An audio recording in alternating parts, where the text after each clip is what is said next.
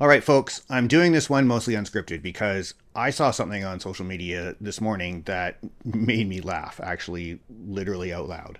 And it's not worth investing a whole lot of time into, but I thought maybe since I laughed, maybe you might enjoy a good laugh as well. I'm Steve Sandford. You're watching Dominion Report. So, J.D. Vance, Vice President of the United States and wannabe social media troll, has decided once again to comment about us here in Canada on his social media feed. We should probably just get straight into this so that I resist the urge to make jokes about couches.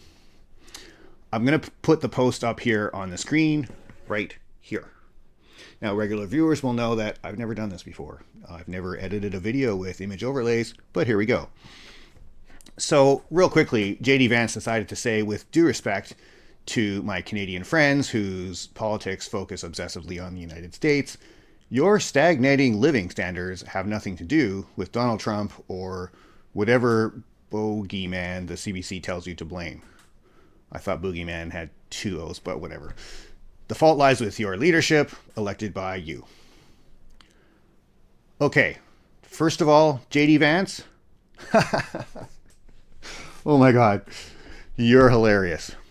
Listen, it's not hard to go onto the internets these days and find all kinds of rankings and listings. And I'm gonna share just a couple of them.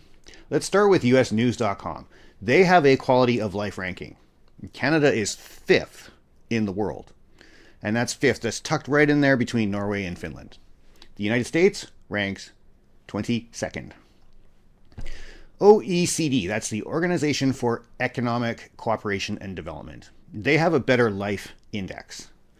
And it uses a variety of measures, including income, housing, health, safety, social connections, I think, and a few other criteria. And actually, their tool is cool because you can go into that website and you can manipulate each criteria based on your priorities and see what country ranks highest for what you like. At any rate, if you set all the criteria equally, which is the default, Canada is 14th in the world and the United States is 29th. That is a better life index rank. The US is actually behind Lithuania, Estonia, and Hungary. Worlddata.info ranks countries by numerous categories that make up living standards. And theirs is sort of like the OECD, but you can actually look at each one individually. So let's do that. Political and economic stability, Canada above the US. Legal system and civil rights, Canada above the US. Health services, Canada above the US. Safety, by a lot, Canada above the US. Honestly, the US. Like, you guys rank down there with Nicaragua and Togo. I guess because Second Amendment? Hashtag just saying. And finally, climate.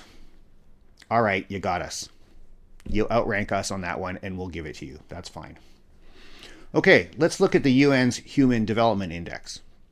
Oh, look, Canada's above the US. How about the happiest countries as ranked by the UN? Yeah, Canada above the US. Public education, USAnews.com, Canada is above the US. Life expectancy, Canada is above the US. Best country to visit, ranked by the travel website Travel Babo. Canada is 11th, and the US did not even make the list. Friendliest countries, as ranked by World Population Review, first in the world, Canada. US, 42nd. Look, list after list, year after year, Canada is always ranked higher than the US in areas of standard of living.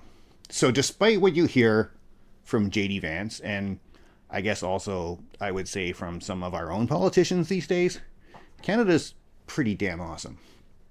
So JD, I laugh at you and your petty comments. I think there's a lot of projection happening here, which seems to be a bit of a theme amongst you and your cohort. Your political career is pretty much over because Trump is dragging down now all of the Republicans, and he will also never accept the idea of someone replacing him. So when he goes scorched earth, your career in politics is going to be toast. I guess you better start writing that book.